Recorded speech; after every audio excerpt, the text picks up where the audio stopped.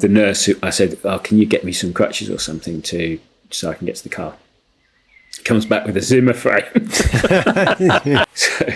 so got back in the car, grabbed my water bottle, and started weeing in the water bottle. All the while people are walking past. Like, this is not the best. You can get arrested for less.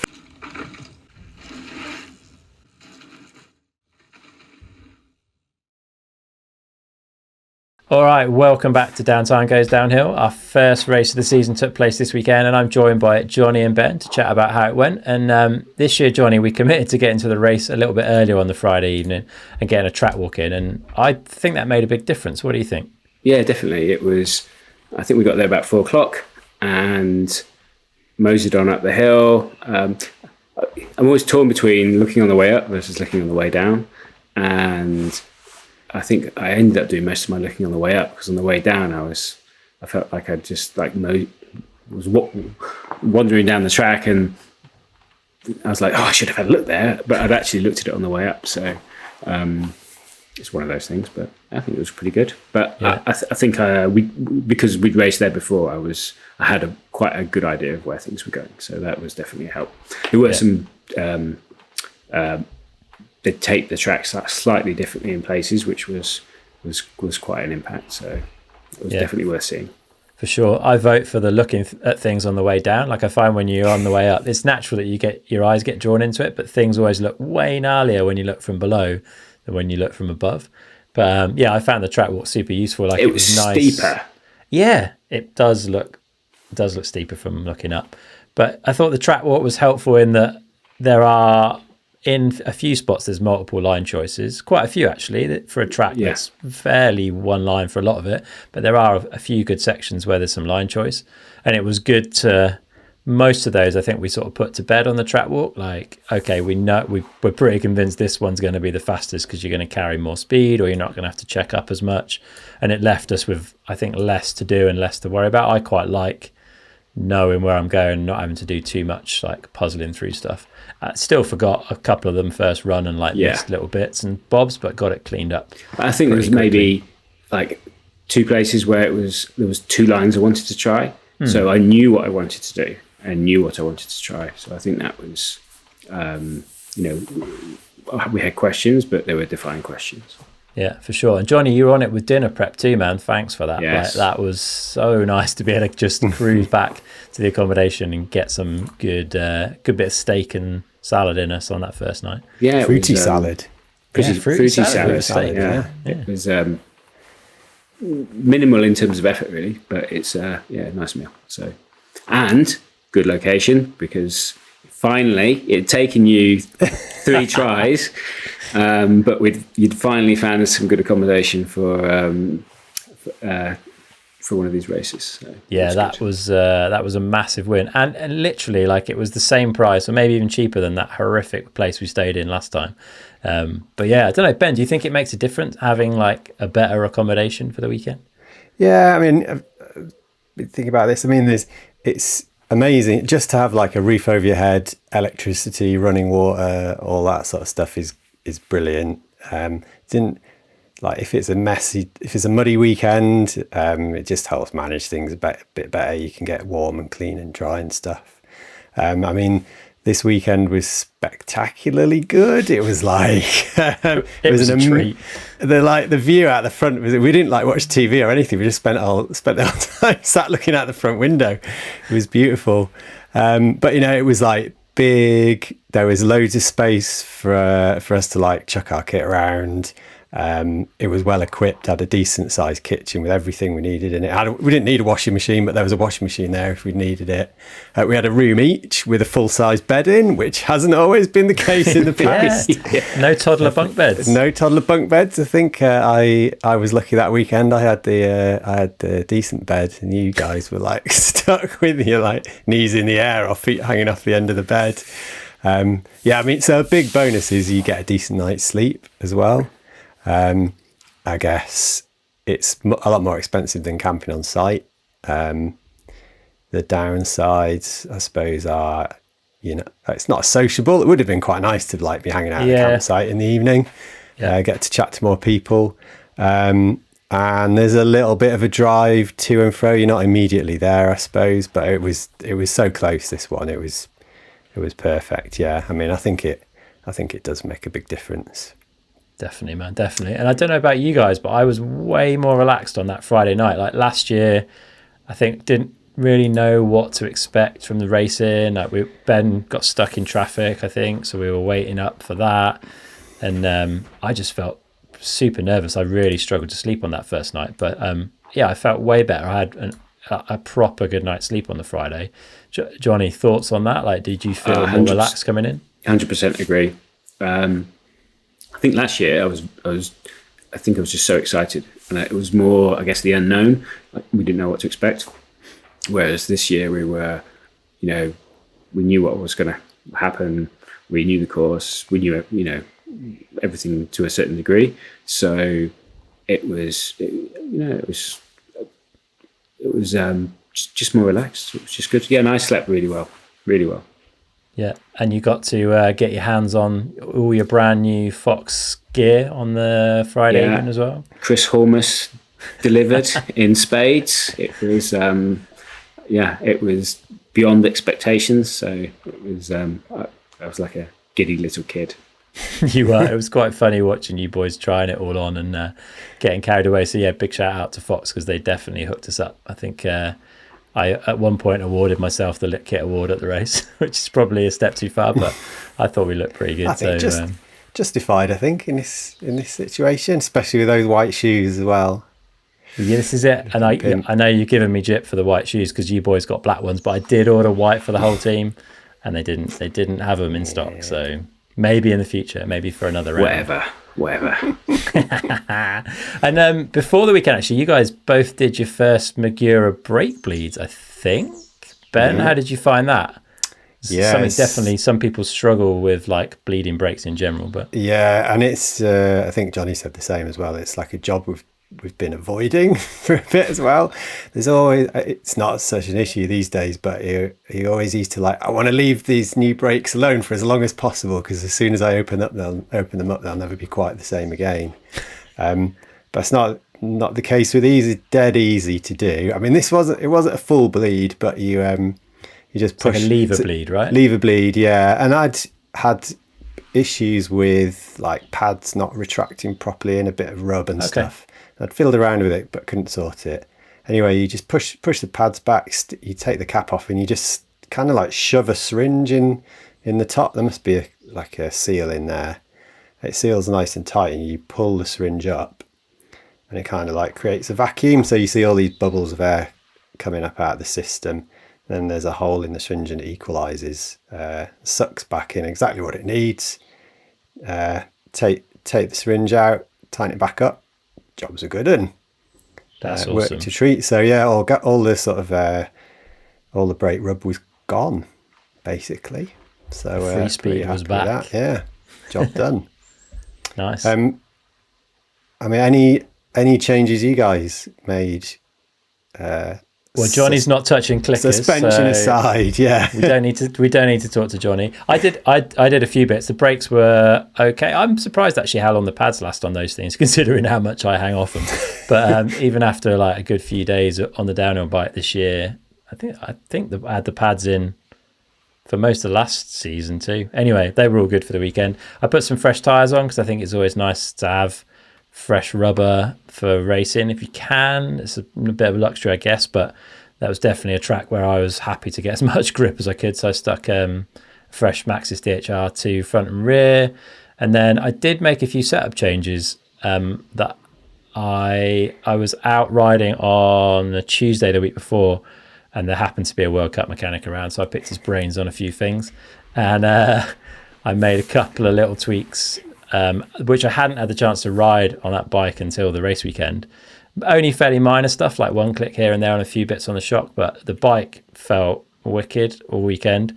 And I also opened the O-chain up to the 12-degree setting. I've been running it in 9 degrees, and a few people at the World Cup were like, "Oh, just go all in and go to 12." And the new ones are just like super easy to adjust. You just flick a little dial on it. So I did that for first runs, and it was mint bikes, super quiet through my feet and stuff. So I'm excited. You boys have got them now to try. So keen to hear your thoughts on them when you've had a bit of time on them. So yeah, that's going to be cool. And then I will say, I think this was the best I've ever packed for any riding trip or race. Like, I had it dialed. I got this new fancy box from Rux, who make these like really cool 70-litre. It's like a big square box, but it's made of like a waterproof fabric, and you can kind of collapse it down when you're not using it. So I put all the kitchen stuff, coffee bits and pieces all in there. I had my race box, which we talked about last season. So like, I know I just go and grab that out of the garage and I've got everything I need for the race. And then like I had a bag with stuff to go into the house. So like wash stuff, spare change of clothes and all that. And then like a race bag and helmet and all that stayed in the car. So I kind of knew where everything was all weekend, which was actually a massive help. Just like turning down the noise of any other stress over the weekend just made life super easy, even to the point where like on the day I was like, right, before going out for a run, I put my gloves in my right pocket, car key in the left, goggles on my wrist, on the bag, get to the top, take the goggles out, put the bag in, get the gloves out. Like, I just had this little routine, and it worked. Like all weekend I never forgot anything. I was never hunting for anything. So yeah, I thought that was pretty good. What, Johnny, how do you feel about your logistics? I mean, I guess I threw a spanner in the works throwing a load of new kit at you on Friday night, but yeah, I had to completely repack. It was such a pain. No, it was. I think my process last year was probably slightly better than yours, so I just kind of like looked to improve that.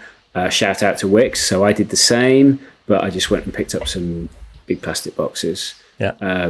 Which tidied up the car, and I think that was, it's quite easy over a weekend for stuff just to kind of like the get chaos. all shoved all over the place. Whereas this time it was like, I could keep the detritus contained in boxes, and then I could delve into a box for various different things. And so from that aspect, it was the same. And then I kept, all the food stuff in a box as well, which I could take into the house for cooking a meal or for lunches or for whatever. So yeah, I was definitely slightly more organised on that front. Just from your, like your perspective, just to kind of like reduce the noise.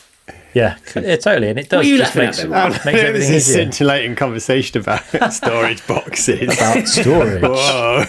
Have you seen my new storage?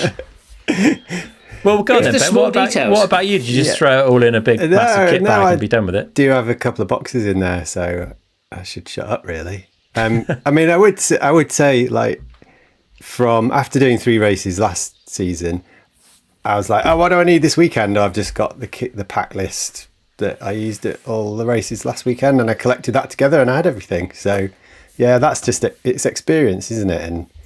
And being confident that it's all there. And then, like you say, it gives you that bandwidth to think about other stuff over the race days. Yeah, takes the stress away. Yeah, it's helpful. Yeah. Not the most glamorous, but definitely helpful. So yeah, practice day. It was a warm one, huh? Mid-20s, which is like as warm as it gets in the UK, and we've not had any of that. You know what? It was such a refreshing change. It was. Just to be outside and be warm was like so nice. And dry was incredible. Yeah, it was a perfect day. Pearce smashed it with the uplifts as usual. Like always, a great event. You get loads of runs in. Ben, we should go to you first. You were coming in off the back of a hugie at Hampstead a few weeks back. You'd had a bit of a check from the chiropractor before the race, and were like kind of hopeful that you'd be okay. Just talk us through, practice for you. Yeah, so I was sort of going in. I wasn't 100% fit, but I thought everything was going to be okay. And we went up for first run, took a steady one down, and I'd had problems with my ribs and shoulder, but on the way down, shoulder was getting increasingly sore. I pulled up a few times. And then near the bottom, as you come out of the final woods, there's kind of like a big hole on the exit turn. Yeah. Front wheel dropped in there, and shoulder just sort of wrenched, and I ran off the track a bit. And at that point, I was like, nah, I can't. Even if I'd wanted to, at that point, I couldn't really. I couldn't ride. The pain was too great. So I sort of cruised down and put the bike back in the car, took off the kit that had one run, put it all away, and went into spectator mode, which was a bit miserable to start with, but the sun was shining, and made the most of it, basically. Yeah, shame you weren't able to lay it down, mate, because I know you would have loved to, but the right decision was made. I'm sure, like, I could see how much pain you were in after that first run. Yeah, it was, I mean, it's like, it's disappointing to not be there, not be able to race, not be able to represent the podcast, but also as like, that was going to be one of the best weekends of riding of the year, and I was like, I've been looking forward to it for a long time, been a focus for a while, so yeah, it's a shame, but that's being 47 for you, I suppose, as well. Our bodies aren't quite as strong, versatile, or quickly recovering as they used to be. Yeah. Fair comment. I guess I'll share my experience on practice. So I knew I was coming into this with limited energy reserves off the back of like not training a huge amount the last sort of month, and then being away at the World Cup, and then a press camp after that. So it was a case of just kind of getting through and doing what I could. I'll stop you there for a second. The press camp. Can you please describe what you did on the press camp? No details, but like, I rode downhill laps. Continue. Okay. I mean, I find downhill laps quite tiring sometimes. But so came in like, I wanted to conserve energy. So in my head, I was like, well, we did 6 runs, or I think I did 6 runs, maybe 7 in practice last year. And I was, although probably not as healthy going in, I was fitter going in last year. So I was like, well, I feel like I'm up to speed and know where I'm going on a track after about 4 runs. So I was like, well, I'll do 4 runs, see how I feel, and then if that's all good, I'll probably call it. So got stuck in. We did like a bit of a chilled run first lap, just to kind of make sure we knew where our lines were, and stop once or twice on the way down the hill. And I wanted to try and find a way of like settling into the run. So there's just right at the top on the fire road, there was like a tiny little gap that could be had. So every run I'd just do that. It's in like the first 10 seconds of the track, just to kind of, I've heard other people talk about finding something fun that you can just kind of use to get in a bit of a flow. Tried that. Don't think it actually worked, but I enjoyed it. And it was something that I did consciously every run. Did that. And then second run, just there was no one in the way, no hold ups. And I just thought, I'll just keep going. It was quite slippy to begin with, though. It was slippery in the morning. Yeah, fair play. It was. That top section stayed slippy most of the time, but the middle section was definitely really greasy to begin with. There was a lot of water kind of coming out through it, and it wasn't a reflection of where it ended up for race days. It definitely, like, the conditions improved throughout the day. But I was like, right, we'll see where the arms are at, because last year I didn't do any full runs on the Saturday. And then when we were kind of forced into doing full runs on the Sunday morning practice, I realised like how in trouble I was, because my arms were just on fire and I couldn't hang on to the bike. So I was keen to get a full run in pretty early, and arm pump was not a major issue. Like, I got some fatigue towards the lower part of the track for sure, but it was so much better. So I think the biggest change is the fork setup. Like, I have not load slower, actually, probably 2 clicks slower high speed rebound on the fork, but I think that's tipped it from being a bit of a jackhammer under me to something that my body's able to hold on to. So that was a massive change, just being able to feel like I could ride the bottom section of the track. So actually the subsequent 3 runs were all full runs, which was ace, like super good to just feel like I could actually do full runs of the track. Biggest observation for me from that day was how much your suspension pressure changes when the ambient temperature goes up. And I've never really thought about that before, but I was like, it was quite cool this morning when we started, and it's quite warm now. So I stuck a shock pump on, and it had gone up. Let's assume you lose 1.5 psi into the pump. It had gone up about 3.5 psi just from the temperature going up, which is pretty significant, I think. So I run 75 psi, so 3.5 is quite a big change really on that, and it's going to shift the way the fork performs. So that was a bit of a learning. Also, tire pressure is worth keeping an eye on. If you've set them while you've just got them out of the car and they've been in the car overnight or whatever, and it's cool, and then suddenly they're out in the sun and they're black and they heat up, like all of that stuff we all, I think, started to check a little bit more often throughout the day, just to keep on top of. I thought practice went pretty well. Just taking it steady, really, trying to learn the track, get all the lines dialed. There's one that I kept missing and had to really try and force myself to remember where it was, but otherwise got everything that I wanted to do. And I was pretty set about what I was going to do and what I wasn't going to do after track walk. Like there's a sort of step down stump gap that I felt was beyond my pay grade, so I didn't lose any sleep over that. And I think the line that I was using, like slightly to the side of it, was probably nearly as good. I don't think I was losing a load of time there. It's pretty good. Johnny, how about you? How was practice? It was good. I think I was just very keen to ride my downhill bike more than anything. I think if I went in with a plan, the plan was to kind of start riding as quick as possible, as fast as possible, as quickly as possible. Yeah. Because I wanted to kind of build pace quickly. So basically that's what I did, and I kind of stuck to the full runs and just enjoyed myself. It was just a blast.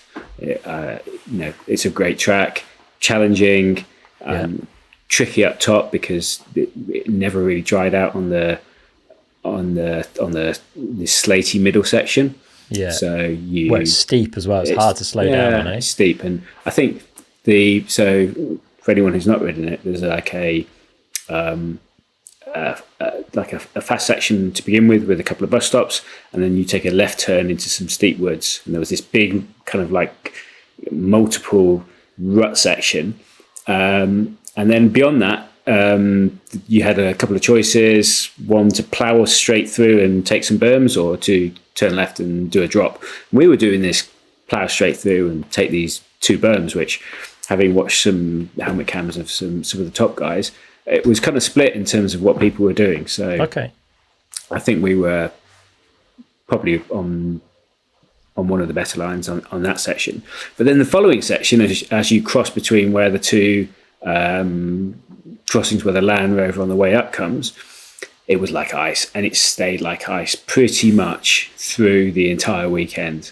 And, it wasn't, I heard it from lots of different people on the uplift, that was the section where people were like, oh my God, it's just like every time I come in, it's like ice. How do you slow down? And everyone's like, you don't slow down, you just keep on going. And it was just fun. And then you get through that fast section, and then you get this like mega twisty bit in the middle, there was quite a lot of to focus on, and some different lines that you could take. Even, technically it was one line, but there was like lots of like rat runs basically on either side of the track. So there was a lot of choice, and then you're into the bottom section. It's just a good track. So I just had a really good time, just sweet riding fast. Yeah, and you had a puncture. You cased a bit of a rock on one of the bigger jumps. First puncture. Yeah, but watching you last season trying to change a tyre was one of the most painful things I've ever seen. Yet you came straight into the pit, bike in the stand, and I reckon you were tyre changed and gone in quite a bit less than 10 minutes. Like, it was cool. I was proud of you, dude. It was, except I broke the tyre lever. Well, yeah, but we had enough tyre levers. I hooked you up. Yeah, thank you. But that was cool. Like, just that like, you learnt the technique clearly, and you were on it. Yeah, like, it was. I have put some practice in, just like the bike cleaning. Definitely improved on certain things. Yeah, well, that change into mud tyres last year was worth it, right? Yeah. Nice. You know what? It gave me the opportunity to put a new tyre on the back of the bike, so it was, all good. I was probably going to do that anyway, so it just kind of like saved me a job. So yeah, so that was my penultimate run, which I think that was the one I did after you'd stopped, and then I did one last run, which had a nice, clean, fast run, and on that point, I decided to call it a day, even though I wanted to go and do another one. And was that an energy-based decision? Like, you just... No, I could easily have done another one. Okay, what made you stop then? It's because I'm so mature, and it was the wise thing to do. I had a good run. I was like, you know what, that's probably a good place. It was coming. I'd have probably got the limit of I'd have got the last run of the day in, and I was like, I felt, I'd have wanted to do another one because it was fun rather than needing to do another one. Yeah, fair play. But yeah, we finished practice relatively early, I guess, and got back to our very lovely accommodation that I booked. And Ben, mega work on dinner and ice creams. Thanks, mate. That was awesome. Did you enjoy looking after us too? No, because you're a pair of princesses. No, I mean, it's another part of being organised, isn't it? We sort out who's making dinner. Often there's no like shops anywhere anyway, so you need to have your food sorted out. It's pretty healthy, simple, straightforward meal, so it didn't need that much input anyway. And it just like gives you the rest of the evening to like get your lunch ready for the next day and get packed, get an early night, etc. It was delicious as well. Yeah, thanks, mate. Good. I was channeling my inner Kathy Sessler that evening. You did a good job, mate. Honestly, like, I do think it makes a difference. Like, it's just super nice to know that sort of stuff's dealt with. You can see why athletes that are privateering versus have like a pro setup with a chef and a masseur and all this kind of stuff.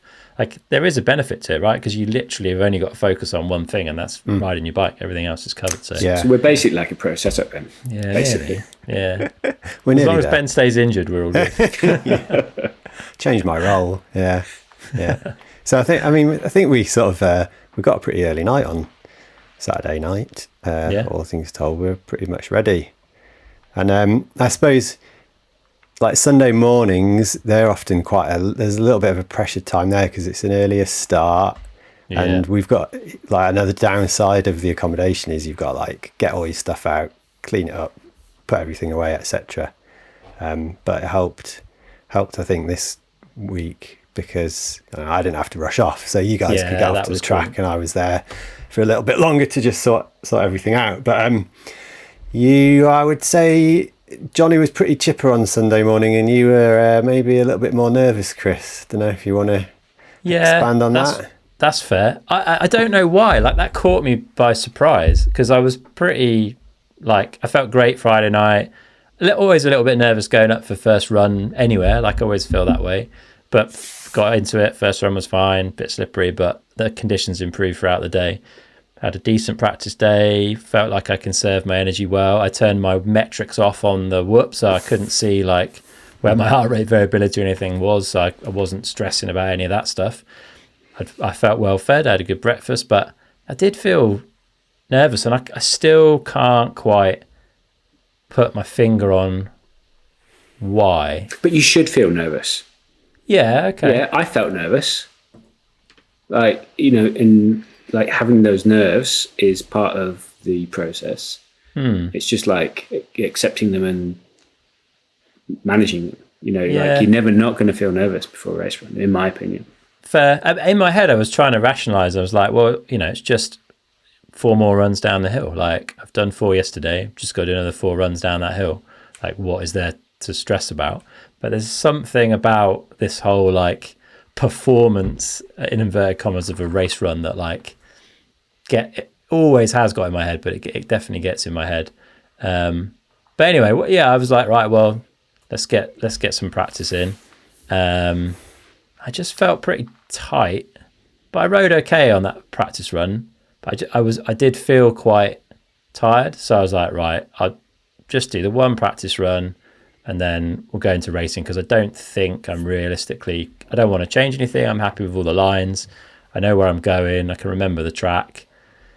And maybe I should have done another one. Like, I think the course, both days, probably maybe a bit less so Sunday, Johnny, but I think the course, like, it did come faster. Like, it dried out a bit throughout both days, do you think? Yeah, Sunday morning it was like comparatively way drier than Saturday. I think all the riders had drawn a lot of moisture out of the hill, so whilst there was still dew in the morning, that underlying moisture had been taken out of it, so it was far more rideable first practice run. And then by race runs it was comparable with the afternoon on Saturday. I was a bit worried that it would degrade over the day with riders, and when I came to race runs it would look a bit different, but actually the course degradation was way lower than the first round of the previous year. I remember coming into one of the steeper wooded sections on the race run last year and being like, oh, there's quite a lot of holes in this. I think last year it was so dry and dusty that things were getting blown out, whereas I think this year that moisture meant that you slid more. So it wasn't kind of like destroying the track as much as it was last year. Yeah, fair. So yeah, one practice run in the morning, and then race runs came round, and as you boys know me well, will probably have spotted that the worst possible thing happened while we were in the pit before going up for that race run, when someone came past and kindly pointed out that I had a very, very fast rider following me down the hill in first runs, and I was like, that is not what I want to hear. But I was trying, again in my head, I was like, come on, and don't let this get to you. Like, it got to you last year. And actually, it was the same guy, I believe it or not, who's a super nice guy. Hall and Haynes, what are you going to do? Yeah, exactly. And I was like, oh man, here we go. But he's a really nice guy. He's like, oh, don't worry about it. Like, it's all good. There's 2 race runs. So if you hold me up, it's no stress. But like, anyway, so I went up and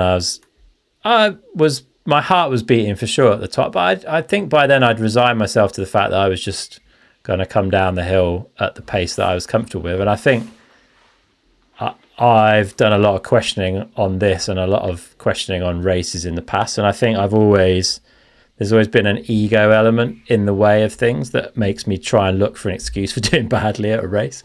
And when I actually look at this and take ego out of the way and don't try and look for excuses, I fundamentally was not willing to take the level of perceived risk to me, to go fast down that track. Like, I can ride that track fine, and I know I can get down it fine, but for me to race that track and go at the pace that I feel I could go faster, but the risk then if it goes wrong or if I have a crash is just too high. And I think the experience that I had last year with the fatigue and the shoulder injury, I'm like super self-protective at the moment. Like, I'm really, even down to like, I'm protective of my calendar and my time because I don't want to overreach and like get back into that fatigue place that I was in last year. So I think that like the self-preservation was there, and I was just like, well, I'm just going to ride down this at a speed that I feel comfortable riding down it and not any faster, which ultimately means I was nearly last. But and you know, I'm disappointed with that in a way, because I do know I'm a better rider than that and I could go faster, but equally I accept the fact that I, at the moment at least, am not willing to take that risk to go that much faster. So I'm disappointed not to put down a run that I know technically I can do, but I'm not disappointed to walk away healthy and have made the decision to come away healthy and not take that risk. Does that make sense? It does, 100%. Do you think there are things that you can do to mitigate those factors and allow you to potentially go faster in those race runs? Yeah. You know, you said, like, say, the fear of crashing, fear of injury. Do you think there's, you know, if you were, I don't know, like fitter, stronger, that they would be less of a concern? Yeah, for sure. And I knew I was coming into that race like not where I'd want to be physically in that respect. So that would help. I think one of the biggest things is, and I've again thought about this, like let's say I go to Dovey and I can ride the red runs, and in the majority of sections of those red runs I can push quite hard, like to what I would say is like my limit as a rider, and I feel okay about that. Whereas like going onto racetrack, when you step onto like what I think they term a black run, I can ride racetrack, but maybe I can, but I don't ride racetrack fast. So I think what I'd probably need to do is spend more time finding tracks that are like, have sections that I'm not totally comfortable with, and try and push on those sections as much as I'm pushing in the easier sections. So I think like, yeah, spending more time. I think you talked about it a bit last year, maybe Ben, and earlier this year, like trying to be slightly uncomfortable on the bike more often, and that's something I just don't really do. So I think, yeah, getting comfortable with being uncomfortable, but not just like leaping onto racetrack and trying to do a race run down it. Finding sections in runs where I'm generally more comfortable and saying, well, this bit I find a bit sketchy. All right, let's try and get that bit faster. What would that take? What would that look like? And just gradually like wind it up in those parts. I think that would help. I think exposure to, you know, exposure to riskier riding behaviour, I suppose, is one way of reducing the perceived risk from riding faster. We were talking about, when you go out to the Alps for a riding holiday and you spend a week riding down fast, steep, loose trails, and you get home back to your usual trails and you're like, yeah, I can smash it down these way faster than normal now. Yeah. Because you've had a week exposed to, higher speeds and sketchier conditions. But it's not much fun. Yeah, going to the Alps is fun, but making yourself ride down, I don't know, I've not been to WGO, making yourself ride down racetrack at a pace you're not comfortable with, intimidated by, isn't as fun as smashing out fun laps with your mates. Totally. And that's what I've done. Trail. I've been to places riding on the downhill bike to get comfortable with the bike, and I've deliberately chosen tracks that I know and that I'm comfortable on that sort of flatter my riding. So I'm like, oh yeah, I'm pushing, this is real good, I'm going well, the bike feels good. But actually I've missed all of that, like the challenge element of it in a way. Like I haven't done anything that is a little bit above where I'm super comfortable. And so you get to a race where quite a lot of that track is a little bit above, and then I'm I'm lost. So I heard somebody a quote today or something, and it was, the comfort zone is a nice place to be, but nothing good grows there. Yeah. And one suggestion is finding those low consequence tracks where you can push, and you can crash, and it doesn't matter if you do, because all you're going to do is slide and just get comfortable getting back to where that edge is for you, and not worrying about what the outcome is, and just being like, yeah, you know what, I've got some great pads, which we've not talked about yet. And you know what, I'm just going to go back. I'm going to reset. I'm going to find out where am I, and it might be that your comfort zone is way too narrow, and you can expand that and move out of it and be like, I can ride here, and I'm still not on the edge.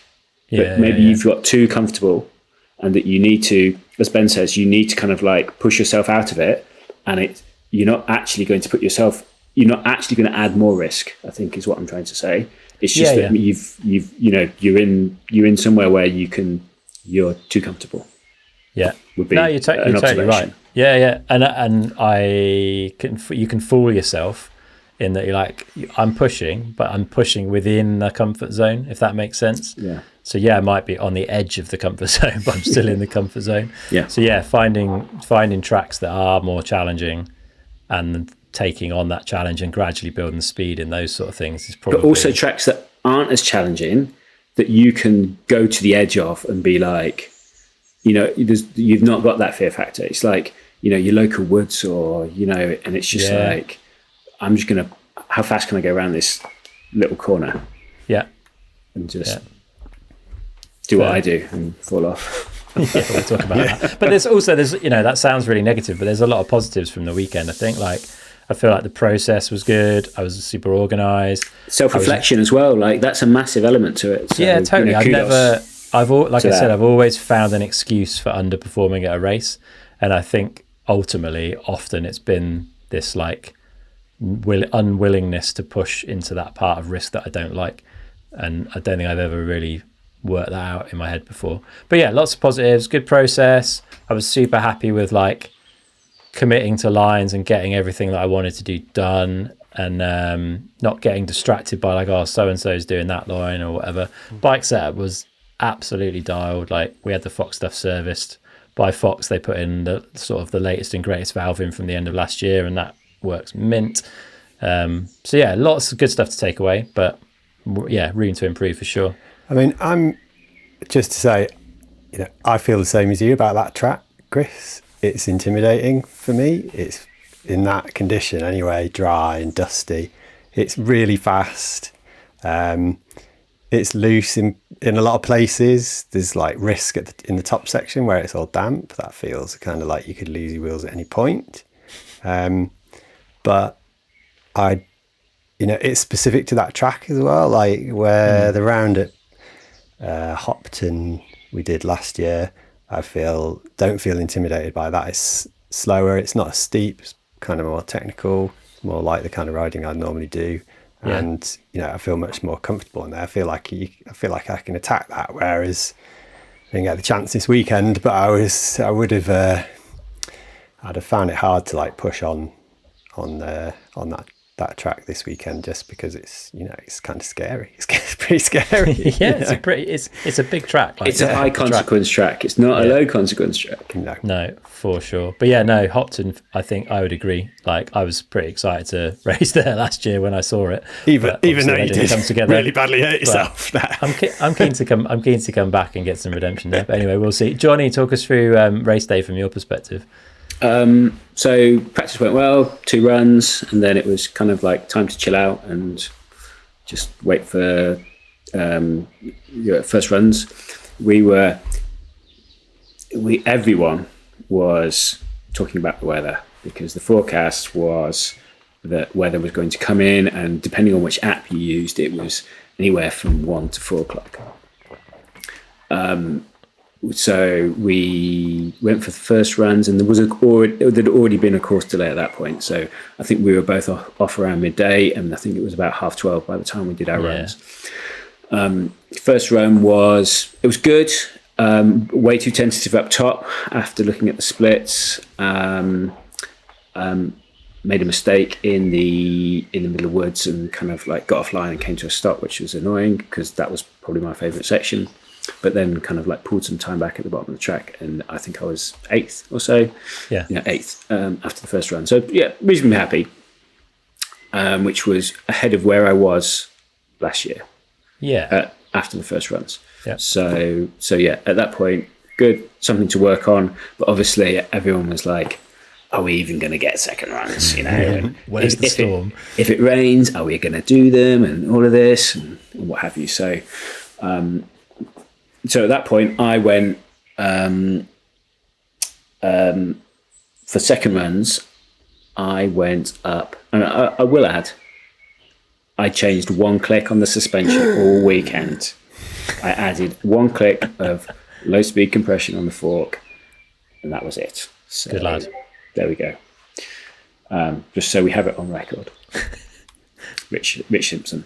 Did you do that at the start of the weekend? No, I did that on just after lunch on Saturday. Okay, so pretty early. Yeah. All right. And then, so for second runs, we were at the top of the track, and there was another course delay, and there was, I think there were the youths were up there, the grand vets and all the vets, and then the masters started piling in behind, and one of our friends, Steve Hardcastle, who's heavily involved with the BCF, he plows down. Then he's like, "We need to go to 20-second gaps because we're not going to get through everyone, and the rain's going to come." So they moved them to 20-second gaps, and everyone's like, "Okay, fine." And then it's getting darker. You're already in the woods, so it's a bit dark already, and there was a couple of raindrops. Okay. And a couple of more raindrops. Slowly you're getting closer and closer. So I'd made the decision that I was going to go out and push because I wanted to get that top section. I wanted to carry more speed in the top section. I didn't want to necessarily. I wasn't going to add more risk. I was just looking to kind of like make it flow better. And the top section was completely fine because it was largely under trees. So I was like, great. I'm good to go. Came out into the open, off the fire road crossing, tucked, because I was like, yes. And, fastest part of the track. Yeah. And then next thing I know, I am on the floor. And I think, having thought about it, I think I just must have pushed up from the tuck, a slight corner round into this like fadeaway jump. And I just hit the deck really, really hard. Front wheel slid, right? Front wheel slid, yeah. And my right hand side and thigh basically took the hit.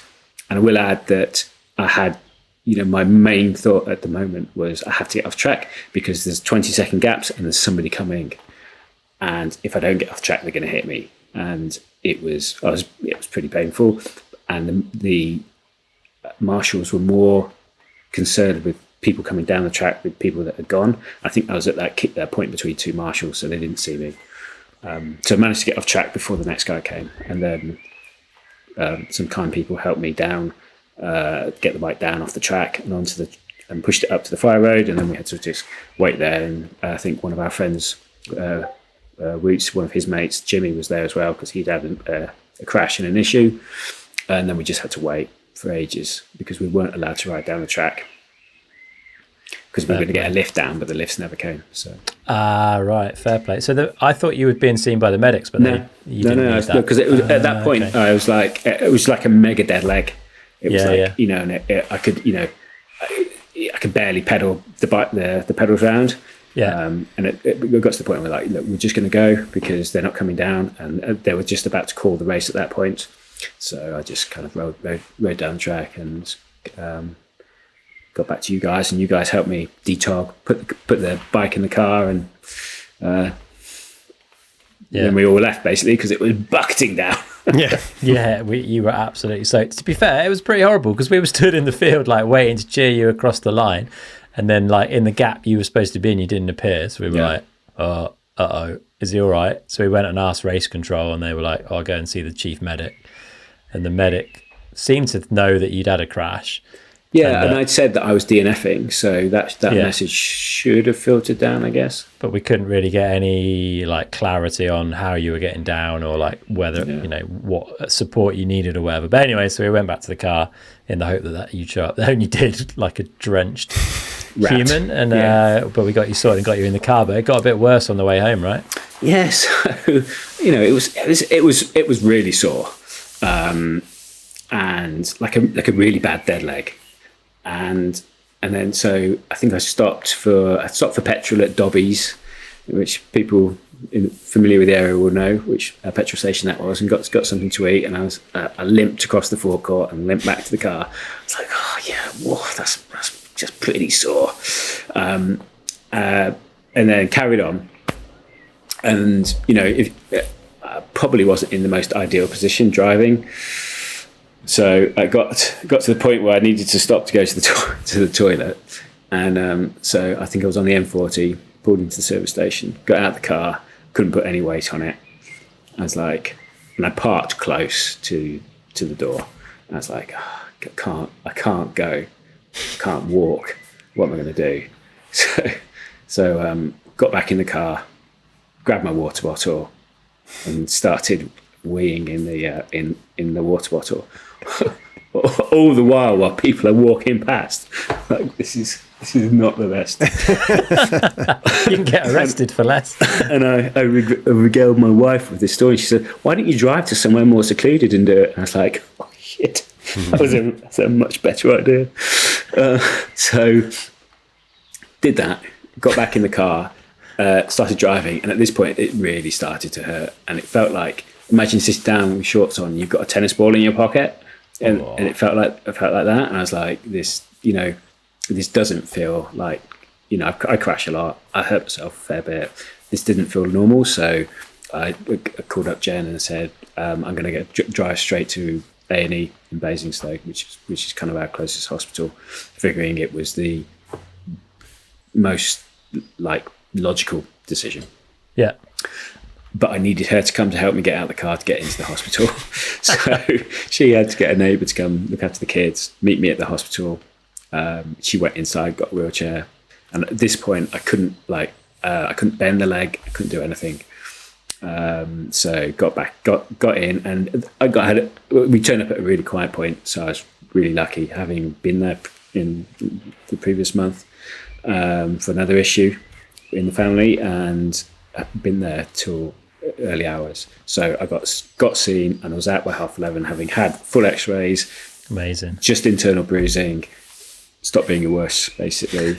Bit of cocodamol. Yeah. The nurse, I said, "Oh, can you get me some crutches or something so I can get to the car?" comes back with a Zimmer frame. And I was like, I'm not going to be able to get to the car in that. And he's like, well, no, your wife can just pick you up at the front. I said, my wife's gone home to look after the kids. So, and he's like, what? I said, yeah, I need crutches to get to the... He's like, how are you getting home? I'm going to drive home. You've said I'm fine. So get on the crutches. And I was like, I'm not, it's like 3 flights of stairs to walk down to the car park. So I had to go like the long way around the road, like past the police who dropped off people doing far worse things. And like slowly making my way to the car. I could see the car, and then you had to go all the way down and around. And, right, okay, pay for the car park, get in, get into the car, like put the seat back, driving like this. But yeah, get home, have a bath, and it felt a lot better. And then it's slowly been improving, but it's like twice the size of the other leg at the moment. Yeah, you're still hobbling around a bit, eh? Yeah, so I can bend my knee now. I can walk with a straight leg. Yes, it'll be fine, but a week or so off and look after yourself for a bit. Fair play, mate. I'm glad you're all right, because it was pretty horrible being at the bottom, not knowing what had gone on with you. You never want to see your mates. It's like you at Hopton. We had to kind of like find out what had happened to you, and they're like, "Yeah, I think you might be called Chris." Like. Yeah, not easy, man. Not easy. Well, fair play. Where did you end up in the end in the results? 13th, I think. Okay, a few people bettered their a couple of people bettered their times. I think there was a couple of guys who'd had issues in the first run, so they went down before the rain started and got some good times in. And then there was a couple of guys who went off near me and managed to put improve their runs. So it's good. Happy enough, to be honest. Yeah, reasonable first run. Good enough. 13th. Yeah. So and could have been a lot worse crashing at that speed, right? It's a fast. I think I chose the fastest part of the track to crash. Annoyingly, last year at Nationals, I crashed. I don't know, like 5 times over the handlebars, most of them, but like largely in the either into a bank or in that middle section, and they were kind of like low consequence crashes. As word of the episode. But this was like the highest consequence place to crash. And in hindsight, I was thinking about this. I was like, did I make the wrong decision? Did I, if it had been super wet in the woods, I'd have backed off and I would have just been like, I'm just going to cruise down. But the conditions hadn't changed, and coming off the fire road, it was fine. It wasn't squirrely, it wasn't anything, and it was, had I not crashed there and got into those woods, I'd have probably just pushed on. So, that's bad luck. Yeah, fair play, man. Fair play. We should talk about a few of the kit highlights from the weekend. And I guess you put the new Fox Launch Pro pads to test. The Launch Pro pads were one of our standout bits of kit from last year. We all found them super comfy and really protective.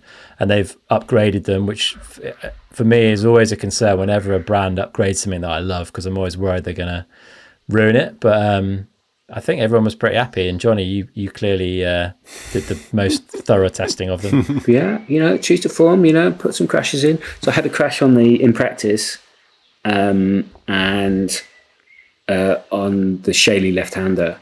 And, it was actually quite good to have that crash and get it kind of like out of the way almost. And the pad, my issue with Elrow pads is they always move. And it didn't move. It stayed in place. Knee pad stayed in place. So I was really impressed. The crash I had in the race run, I ended up with quite a gash on my arm. But at the speed I was going, it was always going to push up. But having said that, it would have been a lot worse without it, and the same for the knee. So it was really good. I'm impressed, really impressed by those. Yeah, pads. The kit survived. I was kind of surprised by that, because the Flex Air pants that we've got, and even the Defend top, to be fair, are not like the thickest, like most protective in a lot of ways, but you somehow managed to lie down at 25, 30 mile an hour and not rip them or cut them or tear them or anything, which is just dug the handlebar into the ground. It would appear. Good work. We had the Fox Boa on across all the shoes. Johnny, you're on the Clip, which they had last year, but they've done a Boa flat this year. I was stoked with those. Ben, did you like them? Obviously you only got one run in, but I like the fact they're so easy to step in and out of because they loosen right up is cool. Yeah. Well, yeah, wore them for about 30 minutes. So it's difficult to judge, but they felt comfy, secure, easy to get out, probably easier to get on and off. Imagine it'd be pretty good in like when they're caked in mud as well. It'd be a lot easier to that's not happening. No mud. Well, shout out to We Are One because we've got some spare wheels this year in case we do get mud, so we can have those ready to go, which is good. But still zero issues with the We Are One wheels. I think across the board, no one's had to do any maintenance on those, right? Nothing. Nothing at all. Good. And I'm stoked that you managed to bleed your brakes and not wreck them as well, because you boys are pretty good at ruining anything when you touch it with an Allen key. So good work. And we had a really nice experience. A guy came over to us at the race who hadn't raced since, I think he said 2007, but was racing at the weekend off the back of listening to this little podcast series, which is incredible. And we had quite a few people actually as well come over and say they appreciated our like honest and very normal approach in that we'd all woefully underprepared and not delivered on all the fitness gains that we were expecting to have. But yeah, it's cool. So thanks to everyone that kind of came and chatted and said hello, and it's always really nice to hear people listen to this. So yeah, we've got a summer ahead of us to do with what we want. We're going to try and have a little team camp, a couple of days of uplifts and a bit of testing of a few different products and bits and bobs.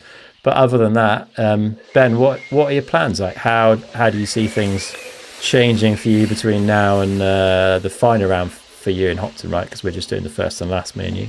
As much bike riding as possible, because I've hardly ridden a bike for about a month and I'm miserable and going to end up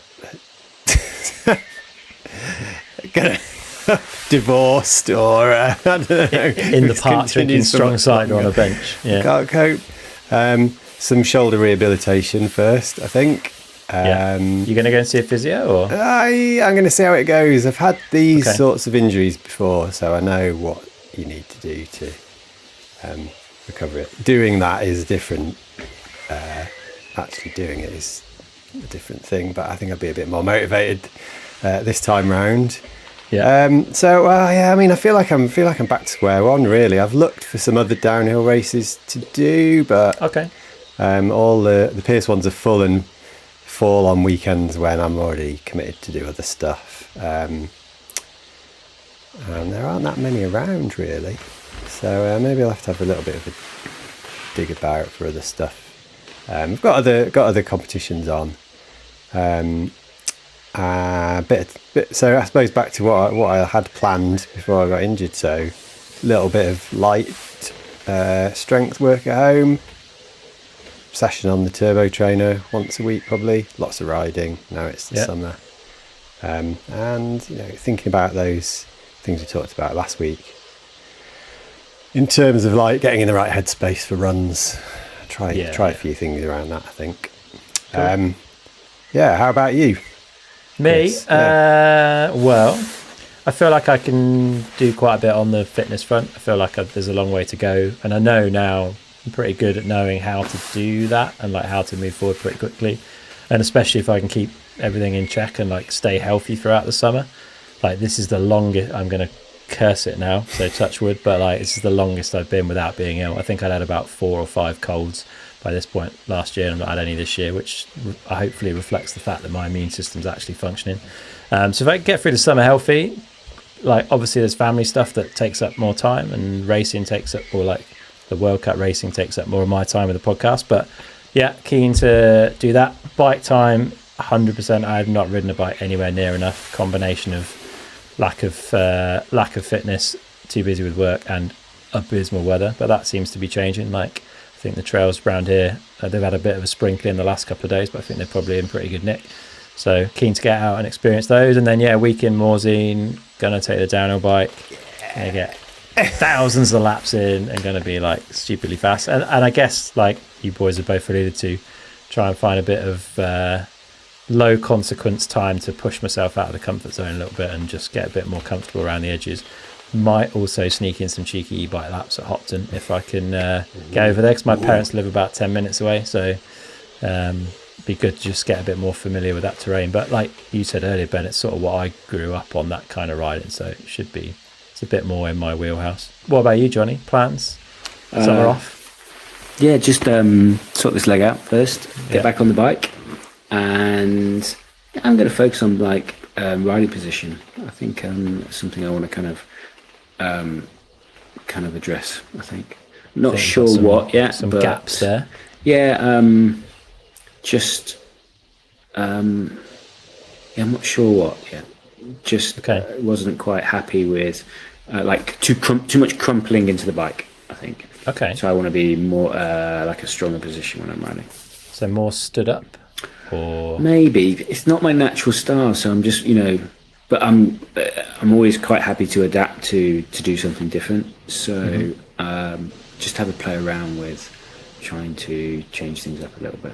But I think some of it is over the years you kind of fall into a riding pattern to accommodate either an injury or something, and then that becomes your new pattern. Like the comfort zone we were talking about, it's like like your riding pattern or your riding zone. So I think I'm going to try and address that and see if I can change it up a bit. Would you be tempted to get some coaching? 100%, yeah. Somebody's willing to put up with me. If you're a coach and you think you can handle Johnny, get in touch. Nice one, man. Well, Johnny, I'm glad you're basically in one piece. Ben, you made the right decision, mate. I know it wasn't fun or easy, but thanks for looking after us over the weekend. You did a sterling job of taking the team manager role and looking after us all. But yeah, I mean, lots of learnings, lots of fun. Thanks to everyone that came over and said hi, and it was good to catch up with a load of mates there as well. So I'm looking forward to some more. Hopefully we'll get a good summer in. We've got a little team camp coming up. We'll probably put together an episode from that as well so people can keep up to date. But yeah, thanks, boys. I'm looking forward to hopefully getting some more laps in with you soon. Maybe not at a race next time. It's a shame. Cheers. Cheers.